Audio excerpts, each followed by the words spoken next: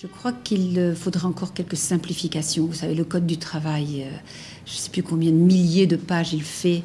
Le Code du commerce aussi. Enfin, c'est quelque chose... Je dis que lorsque nous faisons la loi, nous les parlementaires, nous oublions souvent que la loi se doit d'être compréhensible de tous. Donc j'essaie de faire en sorte de légiférer, je dirais, de façon claire et précise.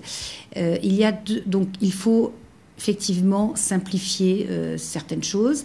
Il faut aussi... il y a quelques petits soucis. Par exemple, le délai de paiement. Que le délai de rétractation soit passé à 15 jours ne me choque absolument pas, au contraire.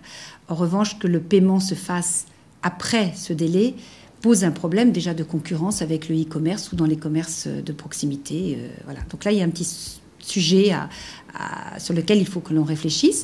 Et puis aussi le cumul de la vente directe avec une autre profession. Certaines professions, c'est extrêmement facile, d'autres, c'est plus compliqué, et entre autres, bien sûr, dans la fonction publique.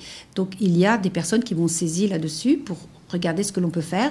Donc, je vais y travailler, et mon rôle, c'est d'être à l'écoute et de pouvoir remonter, si vous voulez, au niveau gouvernemental et au niveau de mes collègues, les préoccupations de ce secteur, de la vente directe, et puis de voir ce que l'on peut faire pour améliorer encore.